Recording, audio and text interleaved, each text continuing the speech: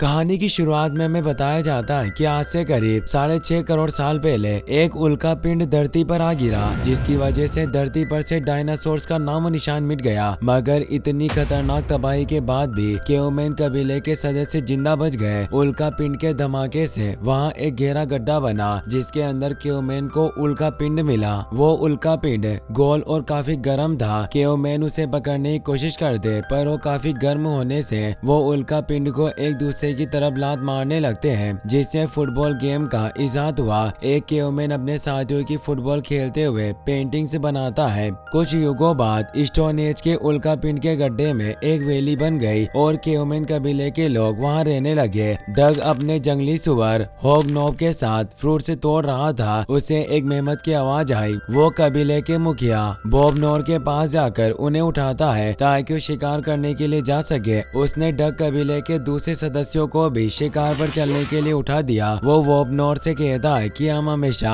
खरगोश का शिकार करते हैं, तो आज क्यों ना किसी बड़े जानवर का शिकार किया जाए, जैसे एक मेमत या बफेलो। बॉबनोर डग को पूर्वजों की पेंटिंग्स दिखाते हैं जिसमें वो फुटबॉल खेल रहे थे, पर बॉबनोर या किसी दूसरे सदस्य को फुटबॉल के बारे में नहीं पता होता। उन्हें लगता था कि उनके पूर्वज शिकार कर रहे हैं। बॉबनोर डग से कहते हैं कि तुम कैसी बेवकूफी भरी बातें कर रहे हो। हम एक 5 टन जितने बड़े मेमत का शिकार नहीं कर सकते। हमारे पूर्वज शुरू से खरगोश जैसे छोटे जानवरों का शिकार करते आए हैं। डग पूछता है कि आखिर ये पेंटिंग किस जानवर की है। बॉबनोर कहते हैं कि मुझे इस बारे में कुछ नहीं पता, पर ऐसा हो सकता है कि पूर्वजों को खरगोश की पेंटिंग बनाना नहीं आई और उन्होंने उसे गोल जानवर का रूप दे दिया। अब कबीले के सब लोग खरगोश का शिकार करने के लिए जाते हैं। बॉबनोर इशारे करके साथियों को खरगोश के बारे में बताने की कोशिश करते हैं, पर उन्हें इशारे समझ नहीं आते और खरगोश वहाँ से भागने लगता है। डग ने खरगोश को पकड़ लिया, पर उसके साथियों की बेवकूफी की वजह से वो उसके हाथ से निकल गया। मगर आगे जाकर खरगोश एक पत्थर से टकराकर बेहोश हो जाता है और बॉबनोर उसे पकड़ लेते हैं। सारे साथी खुश होकर रात को जश्न मनाने लगे। बॉबनोर डग से कहते हैं कि तुम देख सकते हो खरगोश का शिकार करने के बाद कबीले के लोग कितने खुश हैं, और आज तुमने देख लिया होगा कि हम सब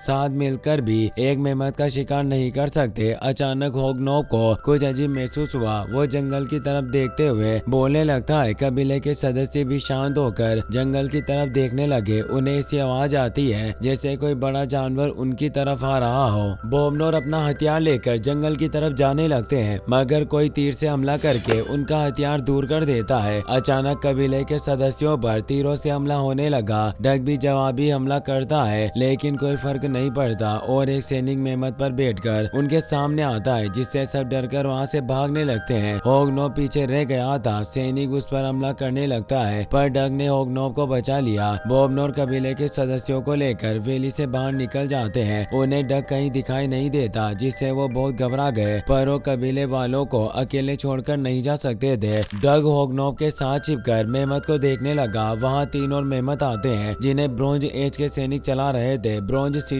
का मंत्री नूत आसपास की जगह को देखकर काफी खुश होता है, क्योंकि वैली के अंदर सोना छिपा था। वो अपने साथियों से खुदाई शुरू करने के लिए कहता है। सैनिक पूछता है कि केओमैन कबीले का क्या होगा। नूत कहता है कि तुम्हें कबीले वालों की फिक्र करने की जरूरत नहीं, वो वैली से बाहर अपनी जिंदगी बिता सकते हैं। स्टोन एज बहुत वक्त पहले खत्म हो गया। अब इस वैली पर सिर्फ ब्रोंज एज के लोगों का हक होगा। डग को बहुत गुस्सा आता है। वो हथियार लेकर नूत पर हमला करने के लिए जाता है, मगर वो गलती से एक काट के अंदर गिरकर बेहोश हो गया। होगनोब सब देख लेता है, पर वो सैनिक से लड़कर डग को नहीं बचा सकता था, इसीलिए वो कुछ नहीं करता और जोर जोर से बोलने लगता है। डग को ब्रोंज सिटी में होश आता है। वो सिटी से बाहर निकलने की कोशिश करने लगा, पर दरवाजा बंद हो जाता है। डग सिटी में घूमने लगता है। वहाँ उसे काफी नई नई चीजें दिखाई देती है जो उसने आज से पहले कभी नहीं देखी थी। वो ब्रोंज के बर्तन को छूकर उन्हें देखने लगता है, जिससे दुकान की मालकिन नूना काफी नाराज हुई। अचानक सब लोग फुटबॉल मैच देखने के लिए ग्राउंड की तरफ जाने लगे। डग भी उनके पीछे चला गया। सब लोग मैच के लिए ब्रोंज कॉइन दे रहे थे। डग कॉइन लेकर देखने लगता है, जिससे सबको लगता है कि वो एक चोर है और सैनिक उसके पीछे पड़ जाते हैं। सैनिकों से बचते हुए वो एक प्लेयर के रूम में चला गया। प्लेयर ना रहा था। डग उसे बेहोश करके उसके कपड़े पहन लेता है। दूसरे प्लेयर को गलतफहमी होती है और वो डग को ग्राउंड में ले गया। दोनों टीम्स के बीच में शुरू हो गया और डग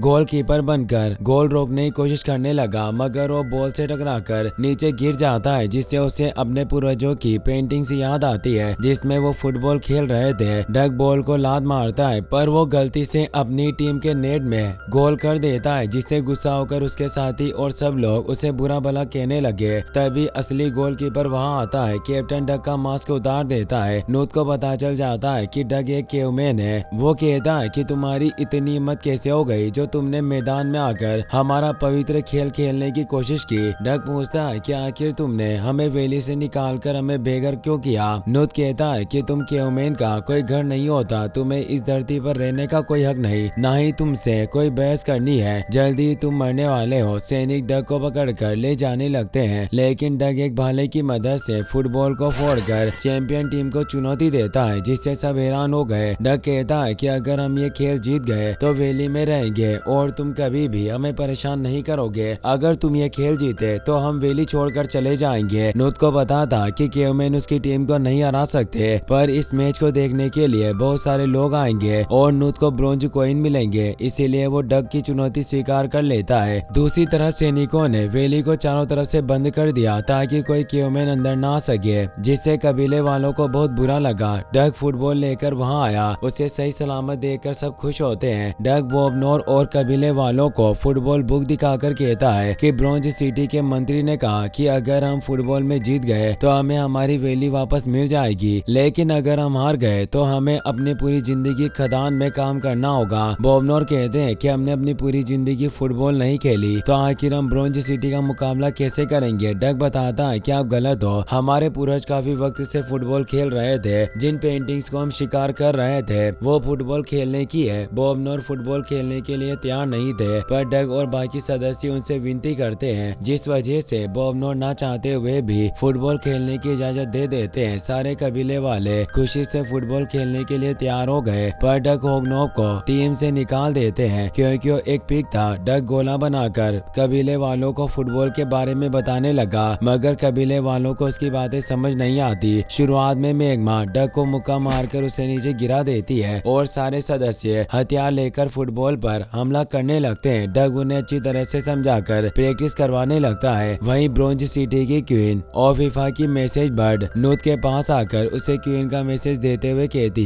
कि तुमने कबीले के लोगों के साथ फुटबॉल मैच रखा, अगर हम हार गए तो इसका अंजाम बहुत बुरा होगा और मैं तुम्हें सजा दूंगी। इससे नूत को काफी गुस्सा आता है और वो ओफिफा को बुरा भला कहने लगता है। मैसेज बर्ड सारी बातें सुनकर वहाँ से चली जाती है। नूत घबराकर सैनिकों से बर्ड को रोकने के लिए कहता है, क्योंकि अगर ओफिफा को मैसेज मिल गया तो उसे सजा देगी। डग कबीले वालों के साथ मिलकर फुटबॉल प्रैक्टिस कर रहा था, पर अचानक एक जायंट डग वहां आकर फुटबॉल पर पैर रख देती है, जिससे फुटबॉल फट जाती है। डग निराश होकर बैठ गया क्योंकि उनके पास सिर्फ एक फुटबॉल थी और उसके फटने के बाद अब वो प्रैक्टिस नहीं कर सकते थे। बॉबनोर उसे समझाते हैं कि तुम्हें फुटबॉल के बारे में भूलना होगा, मैं नहीं चाहता कि हम मैच हार कर खदान में काम करें। भले ही हम वैली में नहीं रह सकते, पर अभी भी हम सब साथ हैं और यही सबसे जरूरी है। डग उनकी बातों पर ध्यान नहीं देता और होगनोब के साथ फुटबॉल लेने के लिए ब्रोंज सिटी में चला गया। दोनों सैनिकों से बचकर महल के अंदर चले गए। डग होगनोब को नजर रखने के लिए छोड़कर मैदान में चला जाता है, पर वो गलती से कुर्सियों से नीचे गिर गया। नूत गिरने की आवाज सुन लेता है। उसका ध्यान भटकाने के लिए होगनोब उसके कमरे में चला गया। नूत बाथटब में बैठकर नहा रहा था। उसे लगता है कि होगनोब उसका सेवक है। वो उसे मसाज देने के लिए कहता है। होगनोब घबराते हुए नूत को मसाज देने लगा।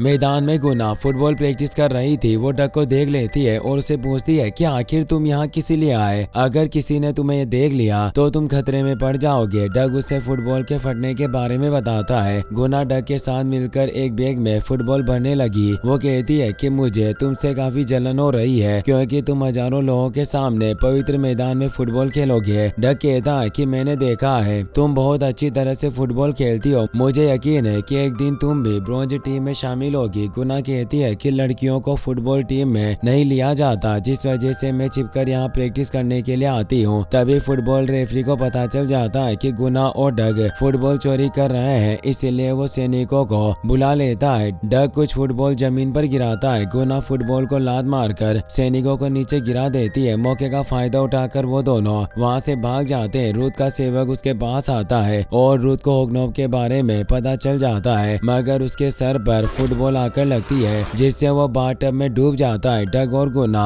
होगनोब को लेकर खिड़की से कूदकर भाग जाते हैं। डक गुना को अपने कबीले में ले जाकर सबसे मिलवाता है। गुना कबीले वालों को ब्रोंज सिटी की फुटबॉल टीम के बारे में बताती है, जिससे कबीले के लोग निराश हो जाते हैं। उन्हें लगता है कि वो ब्रोंज टीम को नहीं हरा सकेंगे। गुना कहती है कि ब्रोंज टीम के खिलाड़ी काफी खतरनाक है, पर उनकी टीम इतनी अच्छी नहीं है। सारे खिलाड़ियों को लगता है कि वो एक दूसरे से बेहतर है, जिस वजह से वो एक दूसरे की बात नहीं मानते और उनकी टीम कमजोर पड़ जाती है। हम उनकी इसी कमजोरी का फायदा उठाकर उन्हें हराएंगे। गुना सारे कबीले वालों को कड़ी ट्रेनिंग करवाकर फुटबॉल सिखाती है। वो अपने लिए फुटबॉल शूज और यूनिफॉर्म भी तैयार कर लेते हैं।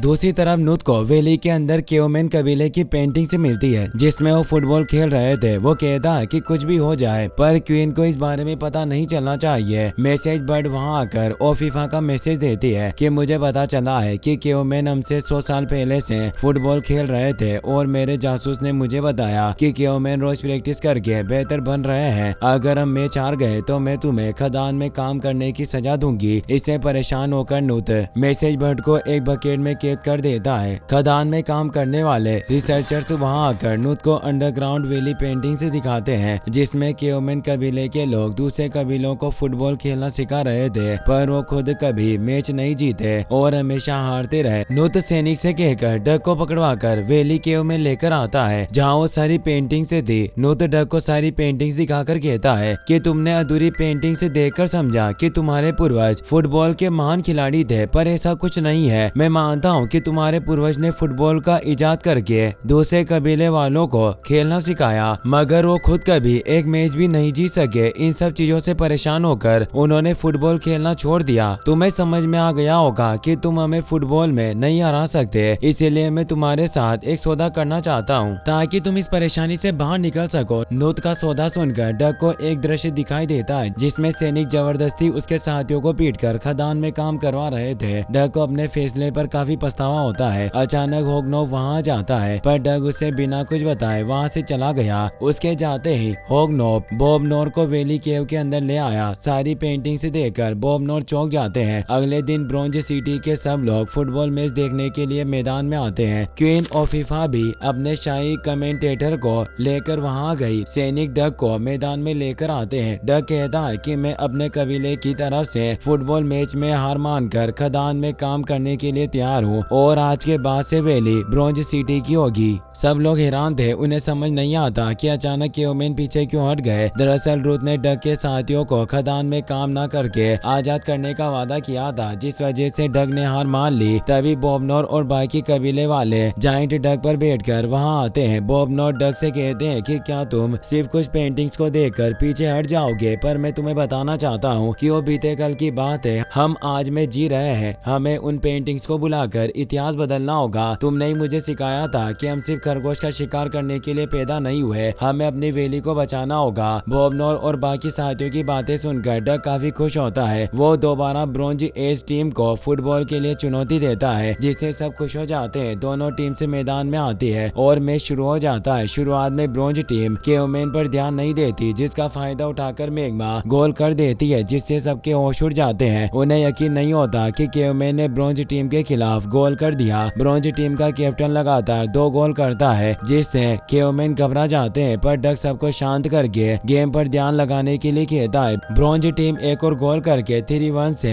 बढ़त हासिल कर लेती है, जिसे खुश होकर सब उनके लिए तालियां बजाने लगती है। यहाँ तक कि क्वीन ओफीफा भी उनकी तारीफ करती है। हाफ टाइम खत्म हो जाता है और ब्रेक के बाद गेम दोबारा शुरू किया गया। केओमेन ने बड़े बड़े पत्थर के साथ प्रैक्टिस की थी। इमेक अपनी ट्रेनिंग को याद करके कैप्टन से बॉल छीनकर मेगमा को पास करता है और मेगमा आसानी से गोल कर देती है। केओमेन के गोल करने की वजह से ब्रोंज टीम के खिलाड़ी आपस में बहस करने लगते हैं। मौके का फायदा उठाकर गुना तेजी से जाकर गोल कर देती है, जिससे खुश होकर सब लोग उसकी तारीफ करने लगते हैं। तारीफ सुनकर गुना बहुत खुश थी। रूथ को पता चल गया कि गुना कोई केओमेन नहीं बल्कि ब्रोंज सिटी में रहने वाली है, पर वो किसी को इस बारे में नहीं बताता और रेफरी को बेहोश करके उसकी जगह ले लेता है। डग उसे रेफरी बनने से मना करता है, पर रूथ उसकी बात बात नहीं सुनता। वो ब्रॉन्ज टीम से केवमैन को घायल करने के लिए कहता है। ब्रॉन्ज टीम के खिलाड़ी जानबूझकर धक्का मारकर केवमैन को नीचे गिराते हैं, लेकिन फिर भी रूथ उन्हें कुछ नहीं कहता। एक ब्रॉन्ज टीम का खिलाड़ी तेजी से बॉल को लात मारता है। बॉब नॉर बॉल को रोकने के चक्कर में खंबे से टकराकर घायल हो गए। मौके का फायदा उठाकर कैप्टन गोल करने के लिए जाता है, पर डग बॉल को दूर कर देता है। कैप्टन जमीन पर गिरकर चोट लगने का नाटक करता है। रूथ ब्रॉन्ज टीम को पेनल्टी किक दे देता है। रूथ की हरकतें देखकर कीन और फीफा को काफी गुस्सा आता है, पर उसे कुछ नहीं कहती। बॉब नॉर डग से कहते हैं कि मैंने शिकार करने में अपनी पूरी जिंदगी बर्बाद कर दी और तुम्हें भी आगे बढ़ने से रोका, इसके लिए मुझे माफ कर देना। ये कहते वो बेहोश हो जाता है। डग और बाकी साथियों को लगता है कि उनकी डेथ हो गई, जिससे दुखी होकर वो रोने लगते हैं, मगर बॉब नॉर खराटे लेने लगे, जिससे डग समझ गया कि वो मरे नहीं बल्कि सो गए। केवमैन के पास ज्यादा खिलाड़ी नहीं थे, इसीलिए होगनोब बॉब नॉर की जगह गोलकीपर बन गया। मैच का वक्त खत्म होने वाला था। कैप्टन पेनल्टी किक मारता है, लेकिन होगनोब बॉल को रोक देता है। ब्रॉन्ज टीम के सारे खिलाड़ी दोबारा गोल करने के लिए बॉल के पीछे जाते हैं। डग अपने साथियों की मदद से उछलकर बाइसिकल किक मारता है, जिसकी वजह से फुटबॉल में आग लग जाती है। गोलकीपर उसे रोकने की कोशिश करता है, मगर बॉल की स्पीड काफी ज्यादा थी, जिस वजह से गोलकीपर भी बॉल के साथ गोल पोस्ट चीरकर निकल जाता है। केवमैन के 4 गोल थे और ब्रॉन्ज टीम के 3। मैच का वक्त भी खत्म हो गया था। रेफरी आकर मैच खत्म कर देता है और केवमैन मैच जीत जाते हैं। मैच हारने की वजह से ब्रॉन्ज टीम का कैप्टन रोने लगता है। डग उसकी तारीफ करके उसे शांत करता है, जिससे कैप्टन खुश हो गया और फीफा मैदान में आकर डग की तारीफ करती है। वो कहती है कि तुमने गेम जीत लिया, इसीलिए अब तुम वैली में रह सकते हो और तुम्हें फिक्र करने की जरूरत नहीं। मैं नूत को उसके किए की सजा दूंगी, लेकिन नूत वहाँ से गायब हो चुका था। वो रेड मास्क पहनकर सारे ब्रॉन्ज कॉइन लेकर वहाँ से भागने की कोशिश करता है, मगर गुना और डग फुटबॉल से हमला करके उसे रोक देते हैं। जायंट डग